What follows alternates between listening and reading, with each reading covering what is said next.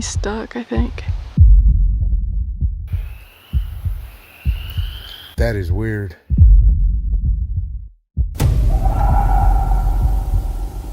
These coyotes are close.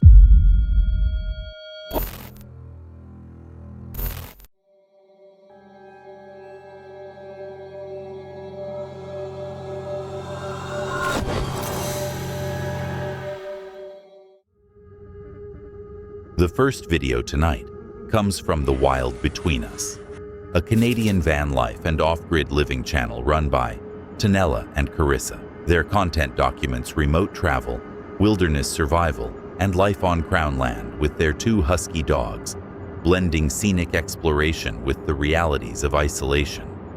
It is July 8, 2024 in Manitoba, Canada, Crown land near the Ontario border.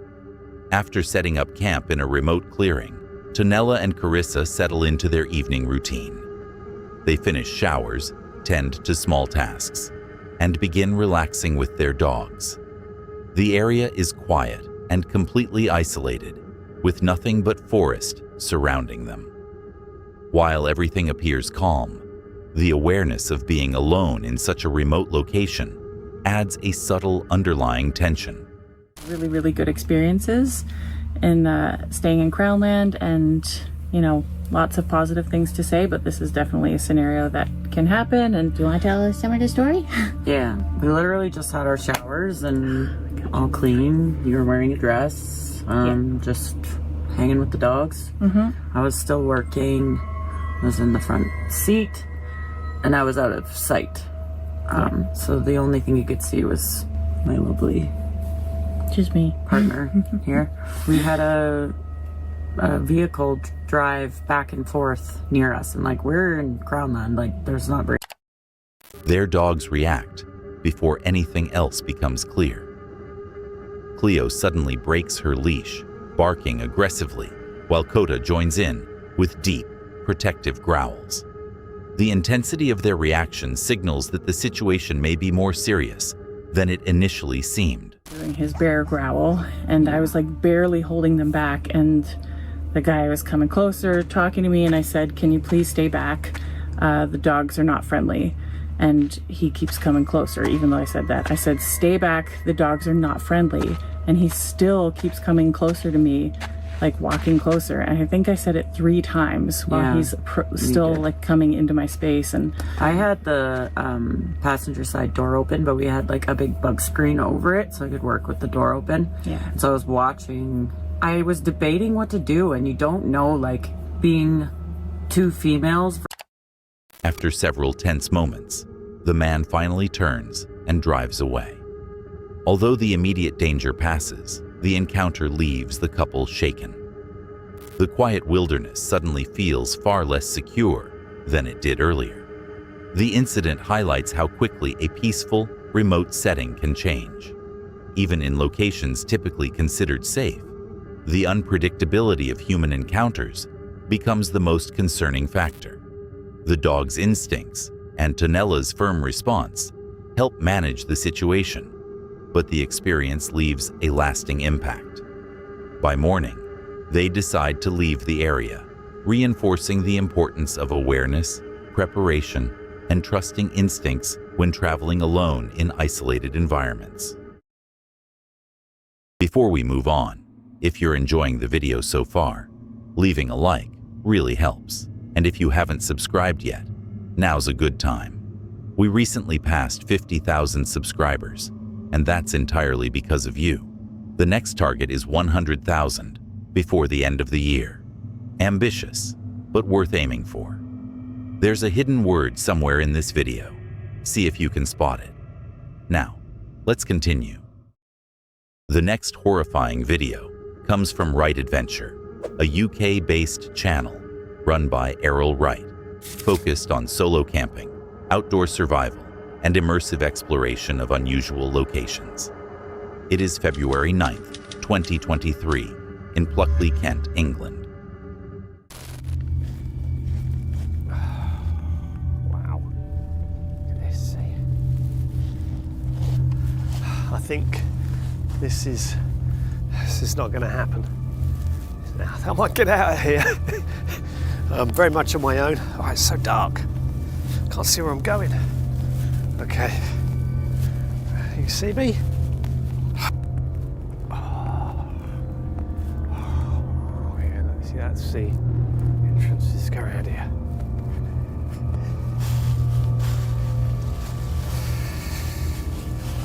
Oh, come on.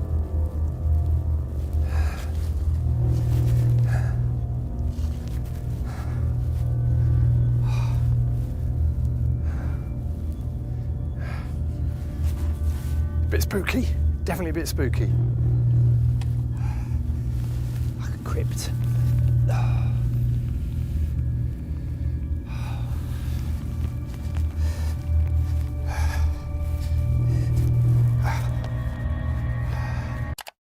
Errol moves deeper into the graveyard on the edge of Pluckley as darkness fully sets in. With only a flashlight to guide him, he navigates between tombstones and narrow paths, occasionally stopping to observe the surroundings. The stillness of the area is broken only by faint, distant sounds, which feel amplified in the quiet. As he continues further in, the sense of isolation becomes more pronounced. The environment remains calm, but the combination of darkness and unfamiliar surroundings begins to weigh on him. Oh no. Oh. That made me jump. No, that really did make me jump just then. Oh, it's like the Blair Witch. I think I've had enough. Yeah, I'm not so happy being out here on my own anymore, so we're gonna go. Without warning, a sudden noise erupts nearby. The sound is sharp and close enough to startle him instantly. His reaction is immediate, breaking the tension that had been steadily building throughout the walk. Recognizing how exposed he is in the dark and alone, he decides not to continue any further. Errol returns to his camper van, choosing to end the exploration early. Although nothing visibly unexplained is captured, the experience highlights how powerful the setting itself can be. The combination of darkness, silence, and being alone in a location known for its reputation creates a level of tension that feels very real. He reflects on the psychological side of solo exploration, how even ordinary sounds can take on a different meaning when there is no one else around, reinforcing the need for caution when exploring isolated places at night. The next chilling video comes from Claire on the Road, a US-based travel and car camping channel documenting life on the road, exploring new locations, and navigating the real challenges of living out of a small vehicle. It is October 4th, 2025 in a forested area, United States. Before settling in, Claire reflects on a previous encounter at another campsite where a van driver behaved unpredictably. That memory lingers as she drives out of the city and into a more remote forest location. Upon arrival, she carefully evaluates the terrain: rocky ground, damp conditions, and no phone signal, all of which introduce early concerns about safety and accessibility. A nice little roundabout. I don't have to stress. There's nobody around. It's giving me instant relief from being in the city, which is key. The bad thing is that we cannot cook outside. I was deliberating off camera for a little while about whether I should stay or if I should go. I did catch a weather forecast on the radio, and it is going to be raining tomorrow morning early, like after dawn. I think I can make this work as long as I'm out of here before dawn. With no suitable space to cook outside, she prepares food inside the car using a gas stove. She monitors ventilation and CO2 levels closely while managing the cramped setup. As she cooks and feeds her dog Parker, mosquitoes and limited space make even simple tasks feel more difficult.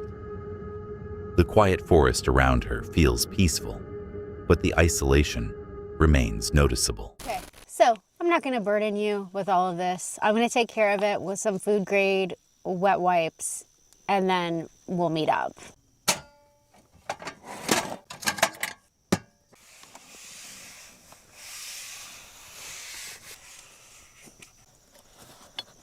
Oh my gosh, Even if it is slightly creepy out here, my opinion, it is more peaceful than creepy. It really is.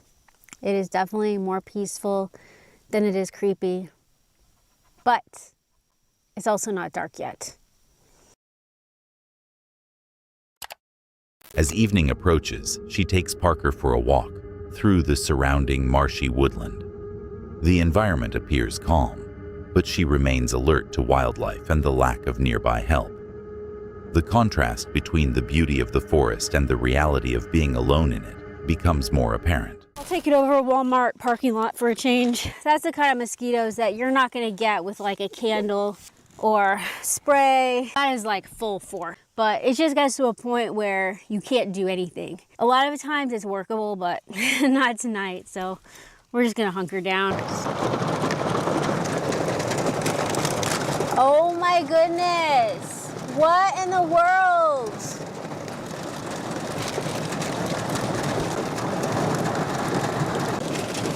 Okay, I did not think that it was supposed to rain right now. Rain begins unexpectedly, quickly intensifying. Water starts pooling around the campsite, raising concerns about flooding. She adjusts her setup inside the car and begins preparing for the possibility of needing to leave. The changing conditions shift the mood from calm to cautious. At night, I just have these for comfort during the day, and like that one I put over there. I don't know where else to put it. I know it's not ideal, but it is what it is. And then I have my extension, which is this tent. It's usually higher, but I have the rain fly out because it was a little bit damp. I might have to add something. I'll put my jeans under it. See, by the time I put the pillow and this stuff back here, I have like all this space, lots more space. A lot of you seem kind of like confused. I can understand that like my bed isn't long enough. I can understand that because during the day when I'm not sleeping, I have this stuff like all moved forward. But when I go to sleep, the situation escalates as lightning becomes frequent and intense. Recognizing the risk, Claire decides to leave immediately. She navigates dark, slippery roads while remaining alert for hazards. Deer appear along the route, and signs of storm damage become visible. At one point, she unintentionally crosses into another state, adding confusion to an already stressful situation. Severe thunderstorm warnings confirm the danger, reinforcing that leaving was the right decision. Eventually, she reaches a rest area where other car campers are present, providing a sense of safety and relief.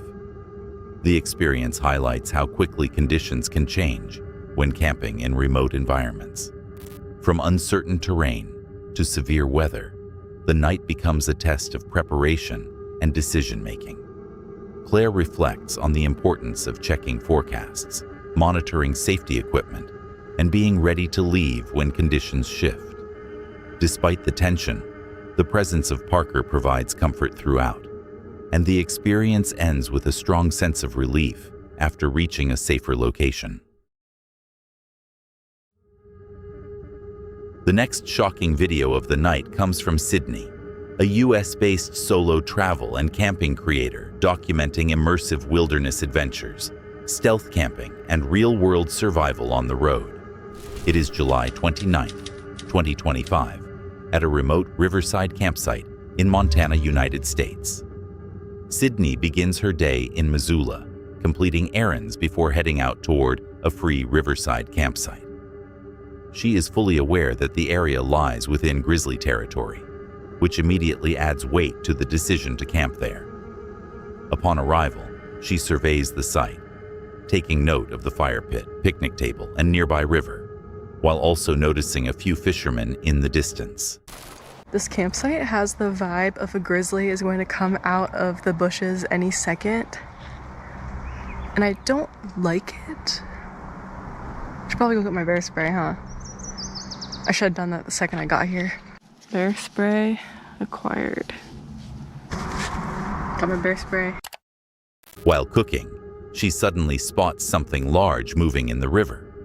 The size alone is enough to trigger immediate concern.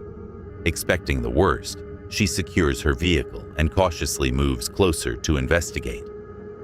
The figure turns out to be a stranded black cow, offering relief, but also reinforcing how quickly uncertainty can escalate in the wilderness. Are you out there?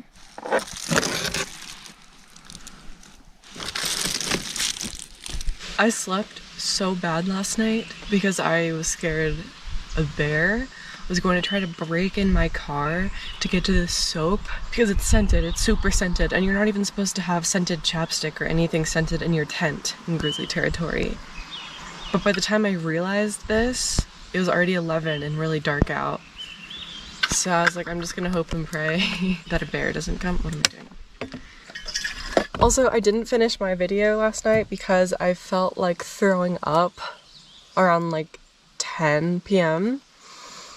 So I just called it a night and tried to go to sleep so I didn't get more nauseous. I don't know what made me feel that way, but I feel a lot better now. I would like to get out of this scary grizzly campsite as soon as possible, so I'm about to hit the... The following day, she drives deeper into remote terrain toward another campsite. The roads are narrow and winding, surrounded by dense wilderness. Although the scenery is striking, the underlying tension remains, with the constant awareness that wildlife could be anywhere nearby. The experience highlights the balance between freedom and risk in solo wilderness camping. Routine tasks like cooking and setting up camp take on a different meaning when done in predator territory. From the initial unease to the sleepless night and cautious travel the next day, Sydney's journey reflects the mental and physical demands of being alone in such environments. Even without a direct encounter, the constant awareness of what could happen is enough to create a lingering sense of tension, showing that in remote wilderness, the unknown is often the most powerful factor. The next video comes from Creepy Travels, a paranormal exploration channel focused on investigating remote, abandoned, and lesser-known locations tied to unusual activity. It is March 16, 2026 in Witches Woods, United States. The explorer moves deeper into the forest, navigating thick undergrowth and newly formed mud patches. Almost immediately, something feels off. The area is unusually quiet. No insects, no birds, and no frogs despite the wet terrain. The silence feels unnatural, as though something has recently disturbed the environment. Small signs of human presence, including missing cameras and faint tracks, add to the unease as he approaches a location tied to a previous unsettling experience. Oh my God, what was that?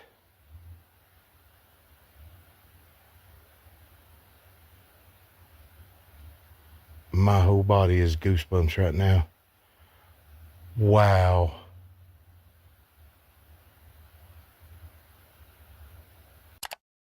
A sudden movement catches his attention. In his peripheral vision, he briefly sees what appears to be a tall, dark figure crossing the road. There are no accompanying footsteps or sounds, making the sighting feel even more unsettling.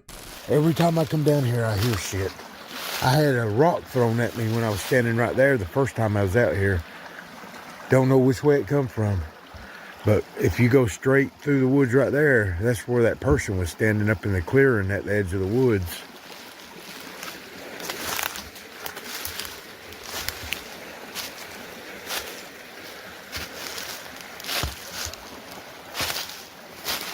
Those dogs are just going crazy and they can't hear me. But there's no houses any. A loud scream echoes through the forest. The sound is clear and close, estimated around 50 to 60 yards away. It immediately disorients him and breaks any remaining sense of calm. And hollering again. I've been out here walking up and down.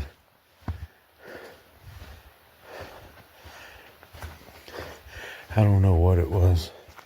Scared the hell out of me because it was loud. Very, very loud. I think I'm gonna, when I sleep, cross that road.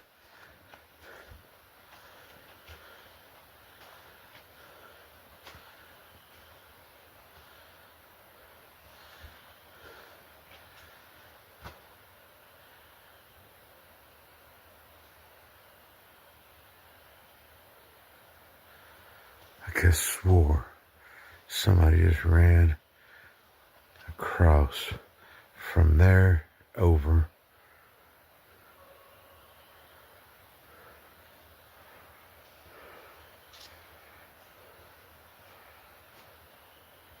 I've got to get my better flashlight.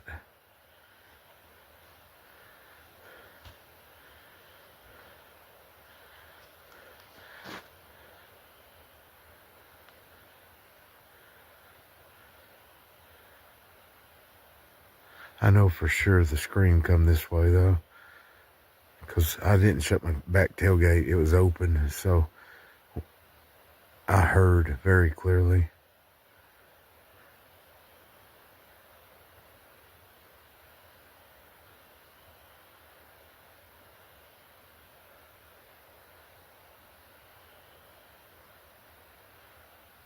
Yeah, I'm shutting my tailgate. I figured since that fire was going still, it'd been alright until I woke up. I wake up like every 30, 40 minutes when I sleep.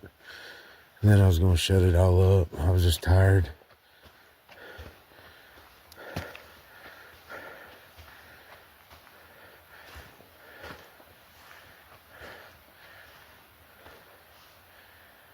Oh well. After retreating to his vehicle, he attempts to rest. However, more loud screaming is heard, this time sounding closer. The repetition suggests that whatever is making the noise is still nearby. From a distance, he observes a figure quickly crossing the road again. The movement is brief and unclear, but it reinforces the feeling that he is not alone in the area. The night unfolds into a series of escalating disturbances. From unnatural silence and signs of recent activity to shadowy figures and repeated screaming, the experience becomes increasingly difficult to explain. The combination of auditory and visual moments creates a strong sense of being observed throughout the exploration. By the end, the explorer remains inside his vehicle, choosing not to continue further. The isolation of the location, paired with the persistence of unexplained activity, leaves the encounter unresolved, raising the question of whether what he experienced was human, natural, or something far less understood. Before we get into the next clip, around 70% of people watching aren't subscribed.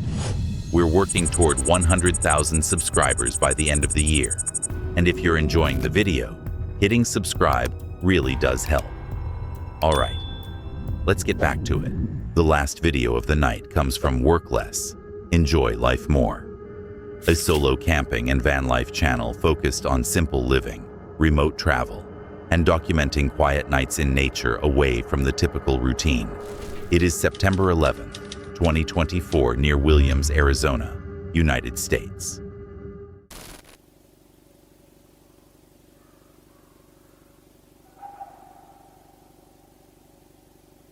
It almost didn't even sound like coyote at first. It sounded weird at first.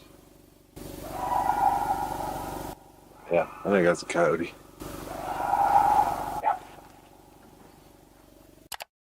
The howling continues, carrying across the open landscape. He listens carefully, trying to identify the sound. Although coyotes are common in the area, the tone and pattern feel unfamiliar, making it difficult for him to confidently recognize it. Additional howls follow, echoing intermittently. He considers that it could still be coyotes, but something about the pitch and rhythm doesn't match what he typically hears. The isolation of the setting amplifies the uncertainty as the sounds linger in the distance before gradually fading away. The encounter remains brief but unsettling. While the most logical explanation points toward wildlife, the unusual quality of the howls leaves a level of doubt. In a remote environment, even familiar sounds can feel different, especially when heard alone in complete darkness. The moment highlights how quickly a quiet, uneventful night can shift into something uneasy simply through the unknown nature of what might be out there, beyond the reach of light. Thanks for watching. If those 6 encounters rattled you, be sure to give the video a like and subscribe for more creepy content every week. The next mystery might be even darker than this one.